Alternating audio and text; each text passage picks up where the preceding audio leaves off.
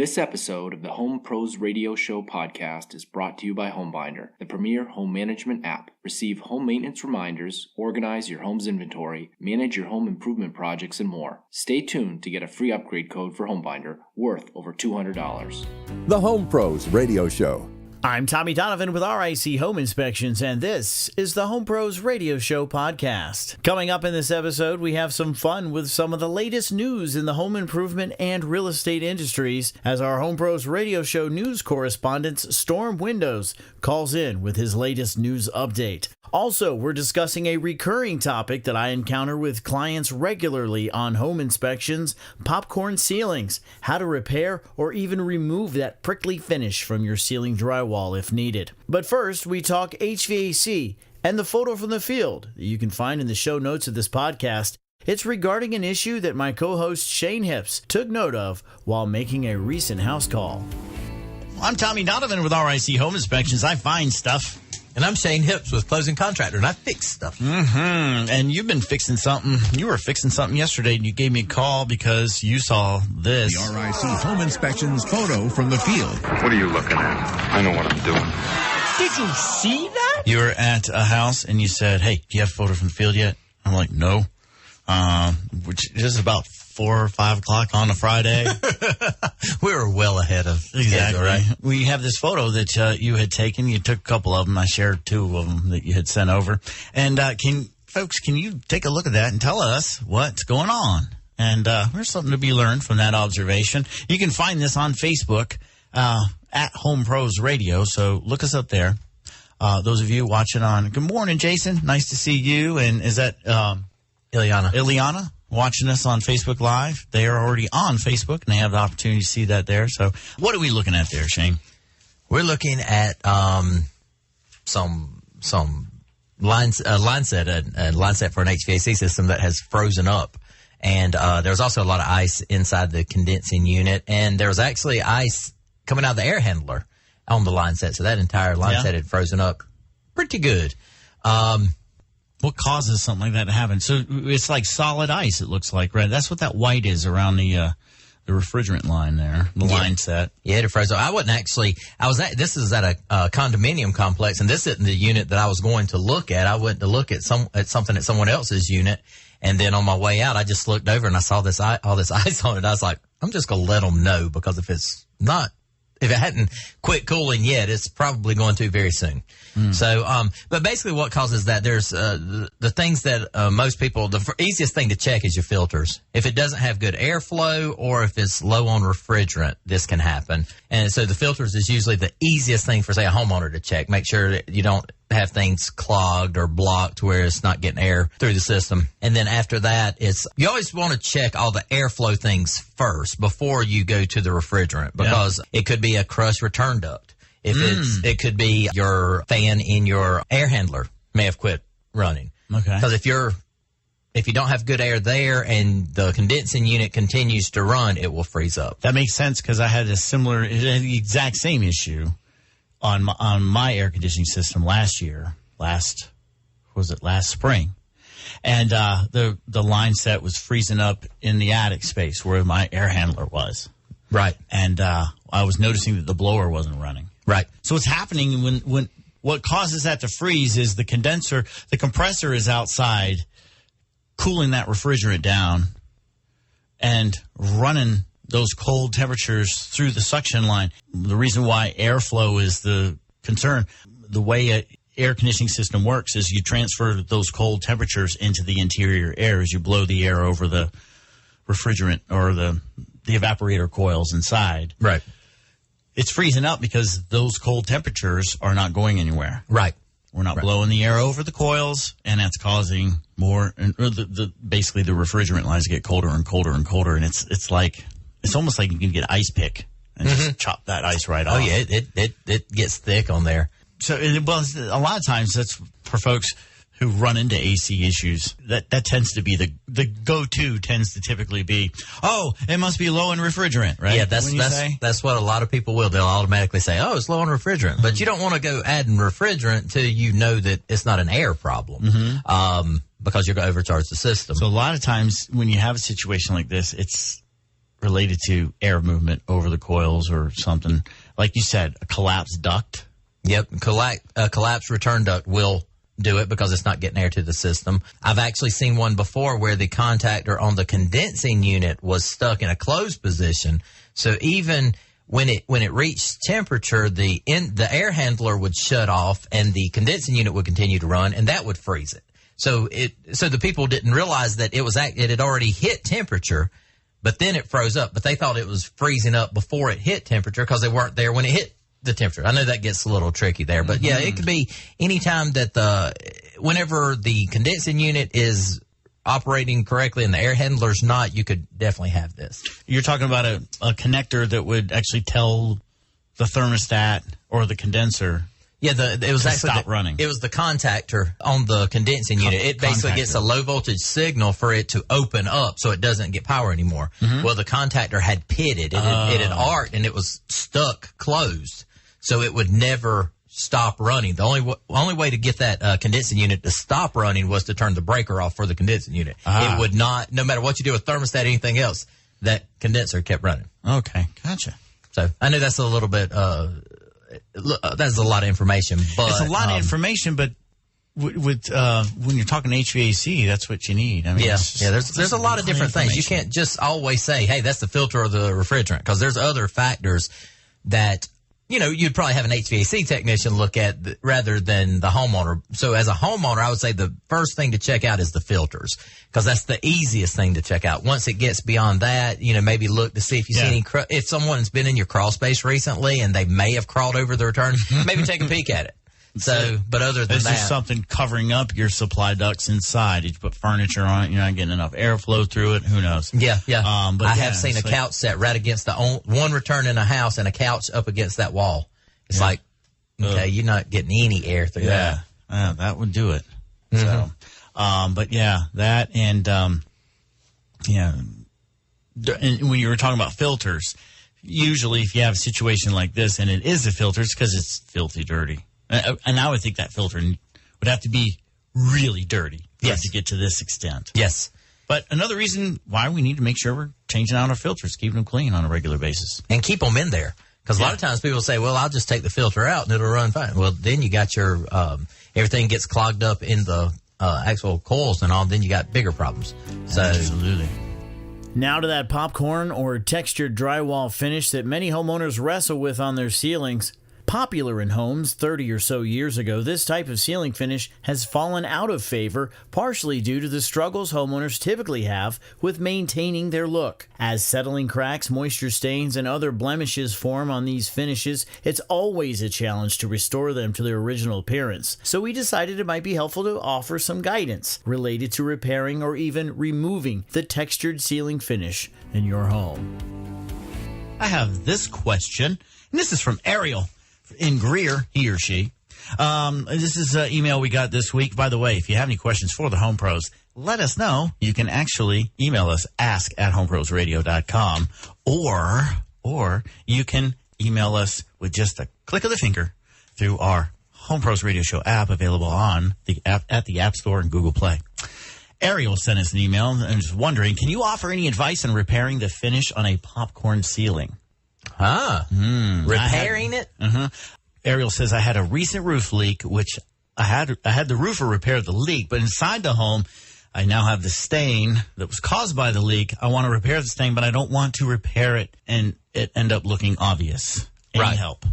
My best answer for that would be, if you absolutely don't want it to show at all, the best thing to do is scrape that ceiling and retexture it. It is possible to scrape just the area and blend it back in, but whenever someone asks me to do that, I usually do put a disclaimer on it that...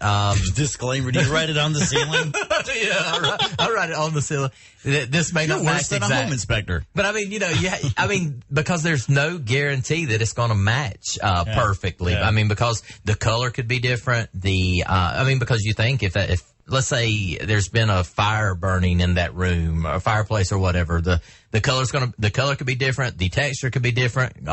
It's just hard to get it exactly the same. Even if you get the exact same paint that's sitting in the garage, the paint that's on the ceiling has been sitting there for a while. Right. So it fades just like anything else. Gets discolored and all. So the best solution for that is to scrape that section of the ceiling. Hopefully it's not an open floor plan that goes throughout the whole house. Hopefully it's an isolated room. But that's the best way to make that repair. I did a re-inspection at a house where I had noticed some leak stains in the ceiling, and I went back to do the repair or confirm with the buyer that it was fixed. And I went back into the room and I was like, "Where's the leak stain?" I was like, am I in the wrong room? The repair on this popcorn ceiling was done so well, I couldn't believe it. So I just had to, this is years ago, I had to just call the painter who did the work, the drywaller. It's like, how did you make that look so good? And he was basically saying, Ariel, is that the trick a lot of times is if you repair one area, even if you repair that one area, repaint the entire ceiling, right? Like you're saying. So, as long as the room is not vaulted and goes into this big open space, your job should be pretty easy. Just repaint the ceiling in that room. But a lot of times, even if you don't match the texture quite right, you can actually blend it in really well by repainting the entire ceiling so that you don't have that one. I've seen it where people will try to make the repair and then they spray paint it. And I'm like, oh, really? Spray little kills on it. Yeah. And that sort of thing. So, some repairs can tend to look pretty ugly. So. Yeah. And there's so many different kinds of texture, too. I mean, you say in popcorn, there's the spray on, then there's the kind that's done with the drywall mud, which is... Where you kind of use a stamp? Yeah. Yeah, different ways of doing it. And whenever you're talking about repairing it or redoing it, it makes a world of difference because some of it you have to sand all off. Some of it you can scrape off. So you have, there's a lot of different factors there. Well, I mean, the other thing, too, is even on a perfectly smooth ceiling, it can be a real headache to repair that and make it look right. Absolutely. So it goes both ways. What about scraping ceilings? I get this question a lot is, we want to get rid of the popcorn ceiling finish. I have a lot of buyers who are like, do you know anybody who can do that? Which, by the way, if you do, let us know. Come be a correspondent with this show. Number one, you can be answering this question, and we can have you listed on the Home Pros Radio Show website. As a home inspector, other home inspectors, I'm sure, can attest to this. You get this question all the time. I don't want the popcorn ceilings. Do you know anybody who can scrape them? 9 times out of 10, we're like, I don't know. Because they come and go. Oh, yeah. And, it's usually recommended, obviously, just like refinishing floors, that you do it before you move in. Absolutely, because there's some dust involved in that. Anytime you start scraping all those, I mean, a lot of covering, furniture, a lot of dust. Dust will still be settling later. And a lot of times you can wet it down and scrape it off, right? You can. If it is the sprayed on popcorn, you can wet it and scrape it, and it will fall together. You still gonna have some dust. You still gonna have a mess, but it will. It can be done.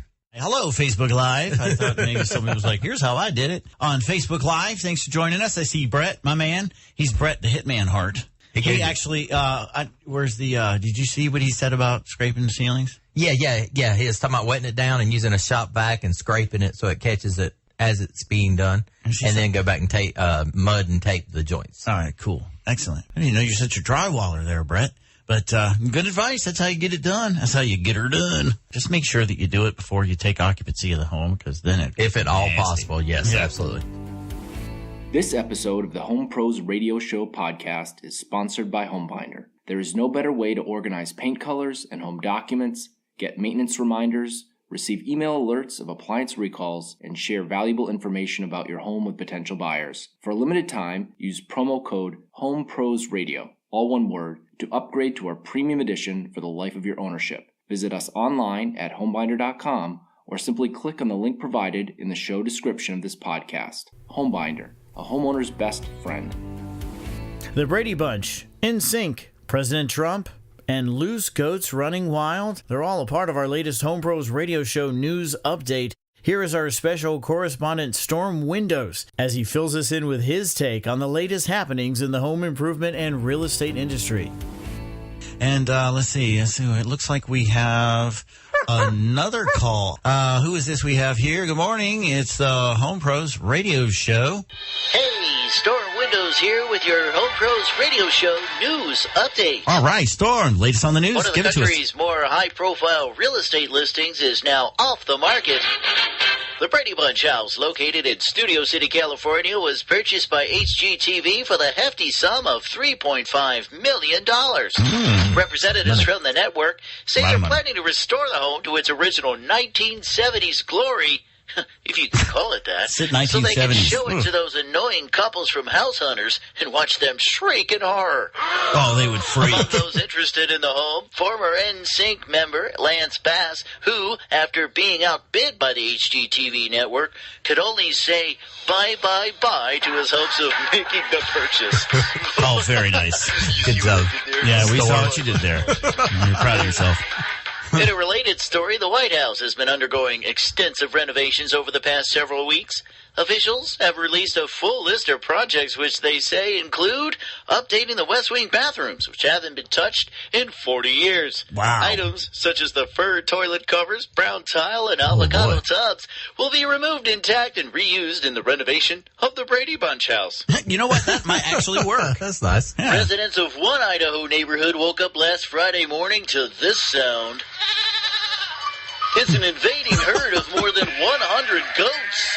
Apparently, the animals escaped through a fence from a company called We Rent Goats. Oh, very good. The goats were corralled by homeowners as representatives from We Rent Goats herded them back onto a truck and returned them home. When reached for comment, a spokesperson from We Rent Goats said they were just glad the animals didn't escape from their sister company, We Rent Venomous Ducks.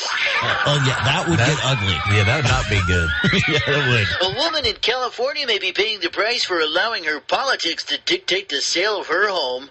In March, she placed the family home on the market for $625,000, but refused to sell to any potential buyers who were Donald Trump supporters. It's a disgrace. After briefly pulling the home off the market, the seller relisted the home with a different agent and for a cheaper price. Wrong. But still, with the no Trump supporter demand. Disgrace. Now, the home is reportedly under contract for purchase at just under $500,000. But again, in compliance with her political beliefs, the sale will only go through if the neighbors are forced to pay for the home. It takes a village. And that's the latest from the Home Pros Radio Show. I can see that. I'm Storm Windows. Hey, Back thank to you, Storm. Tommy and Shane. All right, we appreciate it. Hey, special I like thanks to Storm. our new news correspondent, Storm Windows.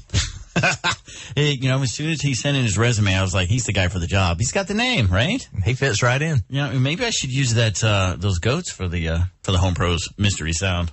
That'd be easy. We rent goats. Yeah, that's interesting. Yeah, I guess if you got some weeds growing, if you want to mow the grass, instead of getting a bush hog, just tie him up to a tree and let him. So, interesting stories there. Well, Brady Bunch house is off the market. Boo! I lost my chance to buy it too. You were really after that one, huh? Yeah, I was not really. But you know what? That story in California is interesting. I didn't know you could discriminate against buyers like that. I thought that was not allowed. Well, if you're a realtor, you can't. Yeah. Absolutely. But so I don't know exactly how that works when it's the homeowner that's being very specific about it. Mm-hmm.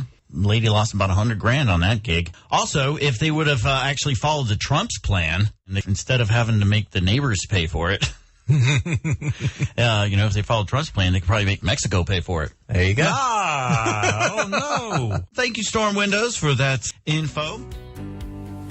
And that's going to do it for this episode of the Home Pros Radio Show podcast. Be sure to subscribe to keep up to date with our latest episodes as they are released. Also, please feel free to spread the word about the show by sharing our podcast with those you know will benefit from the information we share each week. For my co-host Shane Hips with Closing Contractor, I'm Tommy Donovan with RIC Home Inspections, and we'll catch you next time on the Home Pros Radio Show podcast.